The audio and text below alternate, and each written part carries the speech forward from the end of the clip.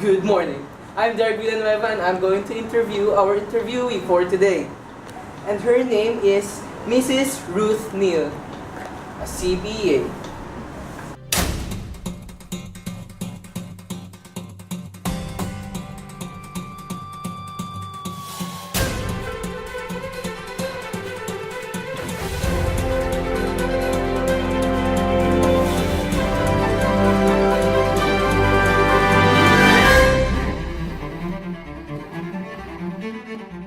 So, good morning, Good morning.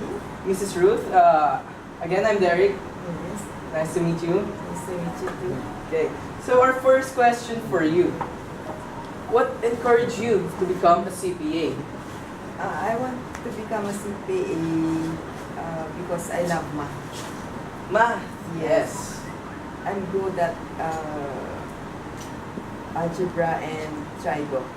So that was my first option to become a CPA.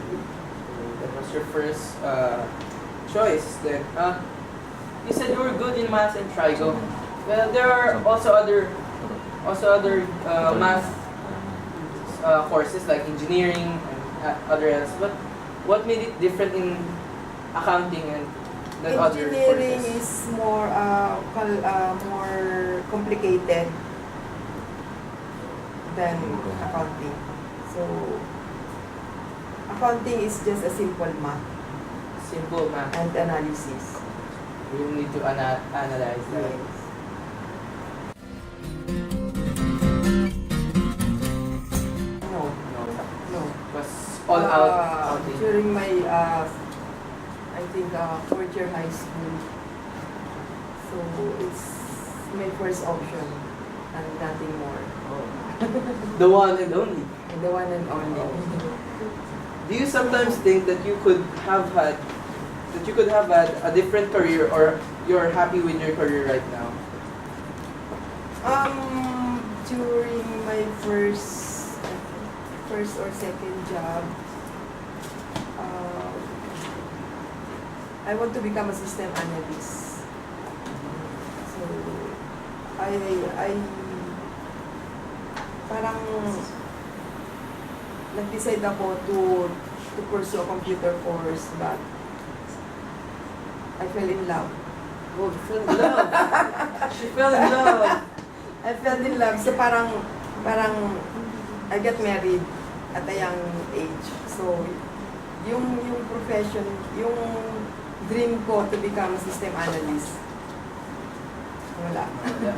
So, at least you were a CPA. CPA na ako at that time. Then fell in love. And what's your job? Actually, what do you do in your job? Currently, Yes, currently. today, my position in my current company is an ERP manager, enterprise resource planning manager. I do accounting systems design. Yun. So, Manager. When you do your work, do you do it fast or moderate or just take it slow? Easy? I want it fast, Fast. but sure. Fast and accurate. Okay. Yes. That's good.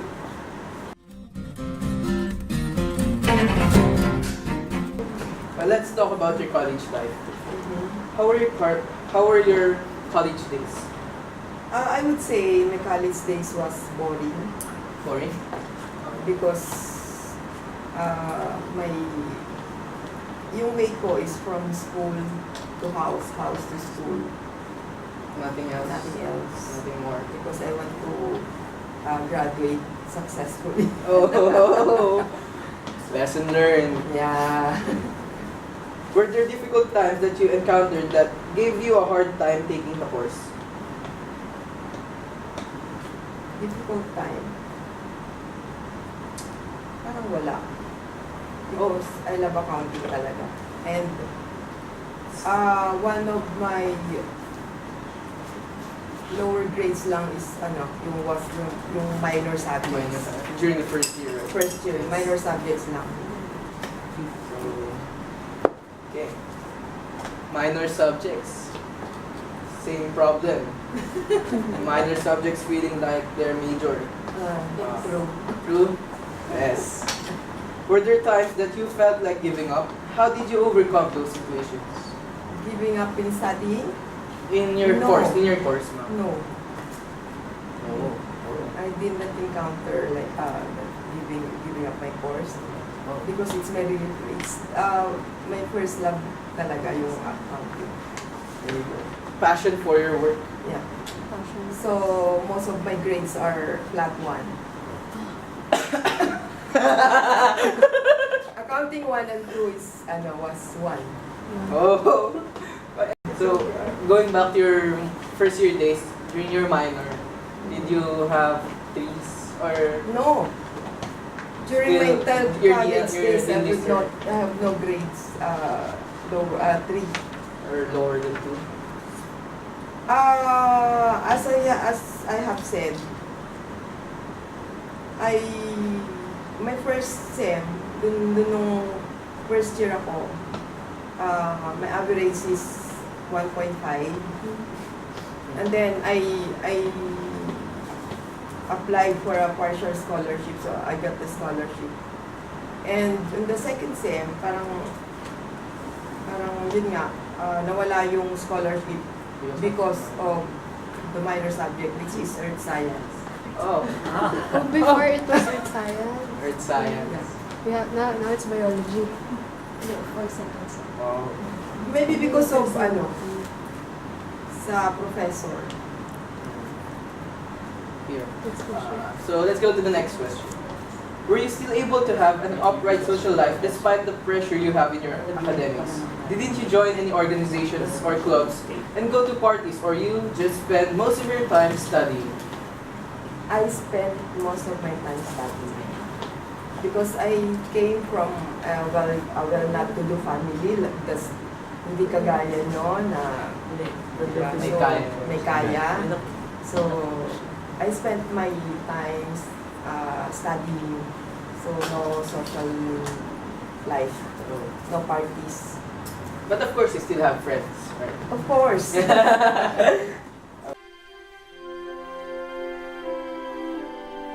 My dream talaga is to have a parang accounting firm na Your parang own company. yeah. Pero since hindi nga kami well-to-do, and then I got married at a young age, and then separated. So I have to parang take care of my children para maging successful din sila. So I did not choose a job na later on ay magagamit ko sa pagiging retailer or public accounting practice, parang gano'n. So, para lang makaland ako ng job para mabuhay ko yung mga children ko. So, Parang priorities.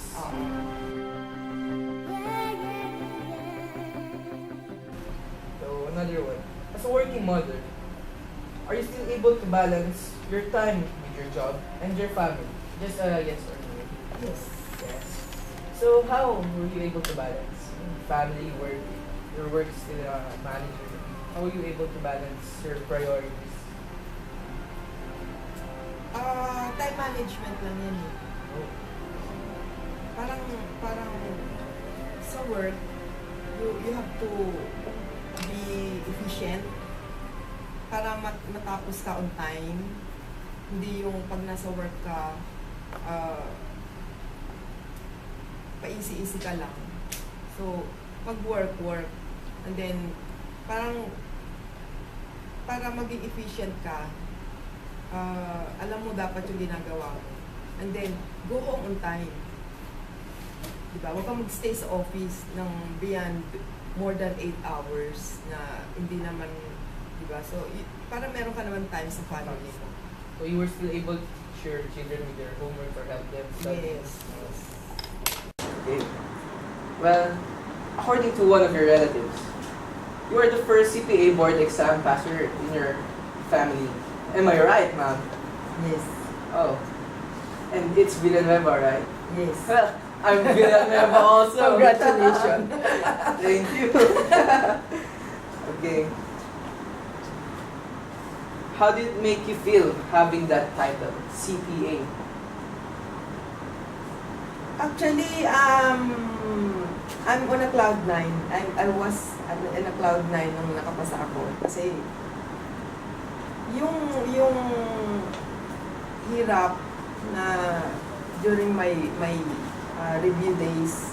Pero college days hindi masyado eh. Kasi yun nga, I love accounting kasi.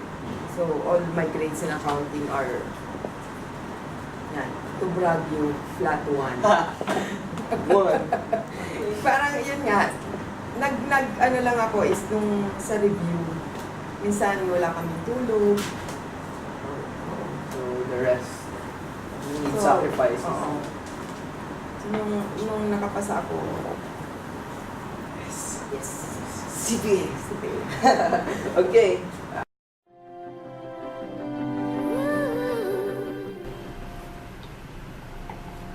My parents, since we were not well-to-do family, so parang pag may parent ka and magkaroon ka ng your own family, maangat mo rin sila. So, your past inspired you to do good and to improve else, to develop. Okay.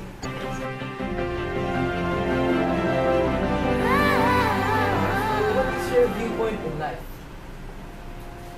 Viewpoint in life,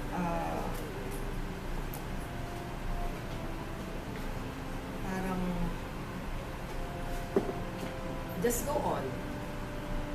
Don't think of the past. Oh, move on. on. We need to move on. Don't think of the past. Don't think of the past. Think of the present. Parang ganun. Okay. And the future will take care of itself. Words of wisdom from our interviewee. Wow. Okay. That's new.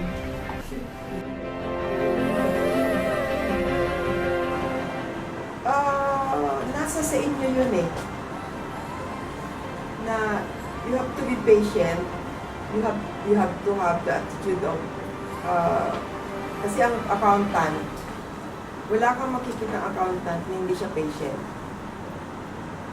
Lalo na sa actual practice. Ang being an accountant, kailangan mo talagang magtiyaga. Kasi may mga closing yan ng end of the month closing. Or may deadlines po talaga. Oo, may deadline. So, kung hindi ka patient, I don't recommend na mag-accounting ka. Alright, nice advice.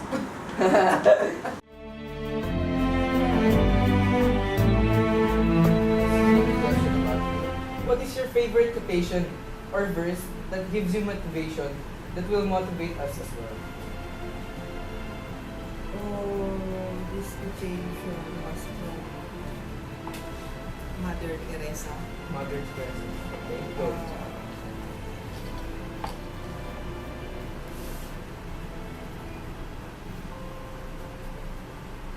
Parang without work without love is slavery. So, parang pag nag-work ka, love your work as if you own the company. Kasi kung hindi, hindi ka magiging happy. So, ituring mo na the company you are working with is your own company. Parang ganun. So, para happy ka sa work mo. So happy ba? Happy So, ka. love for your work is what we need. Says by Yes. Tita and Mother Teresa. Yes.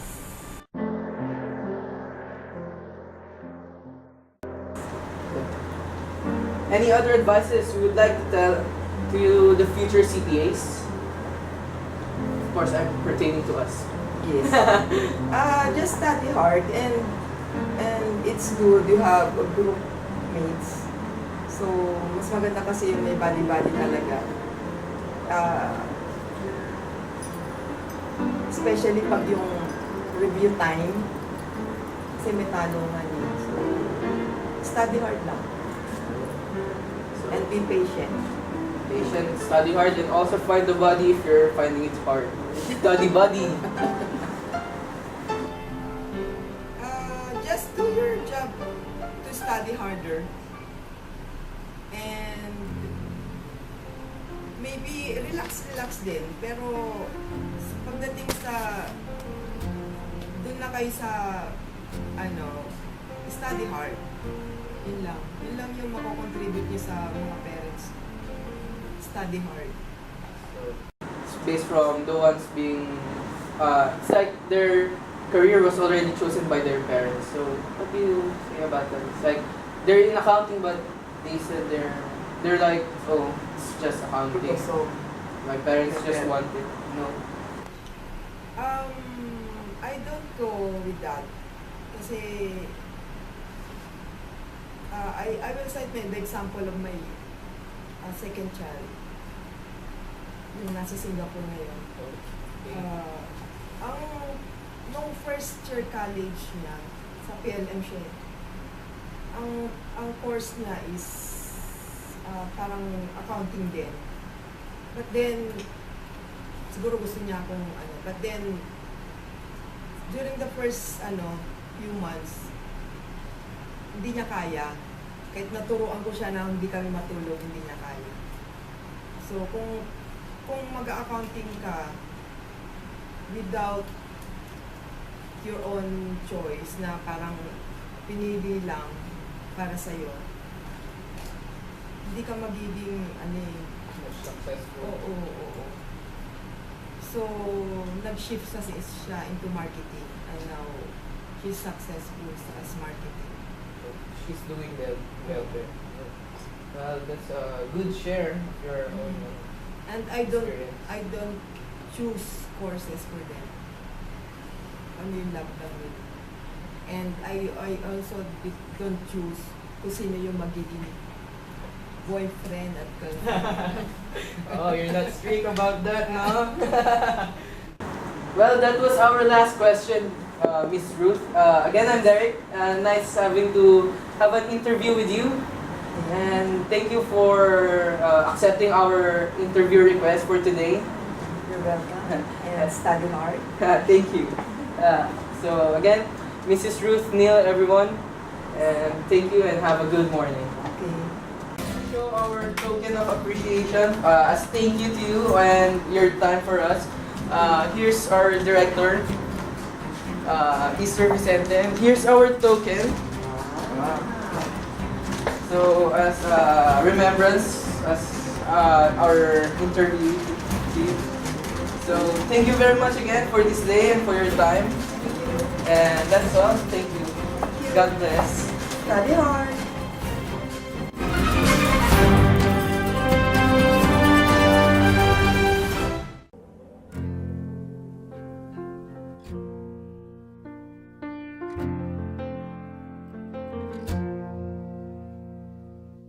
If you're lost and alone, or you're sinking like a stone, carry on. May your past be the sound of your feet upon the ground. Carry on. Carry on, carry on.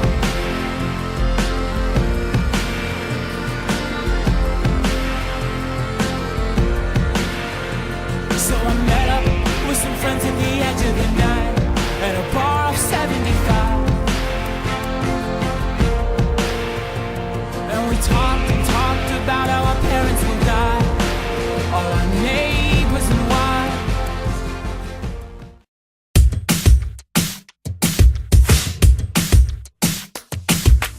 I can feel it in the air. I like the truth but love the dare.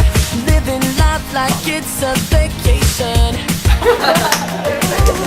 We are golden like the sun. Never, never land, we all stay young. 'Cause we're the here and now generation.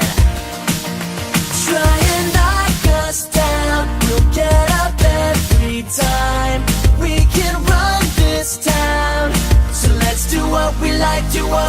alright. All day, every day is a holiday. We're alright. 24/7. All day, every day. All we gotta say is live your life. 24/7. 24/7. Video to.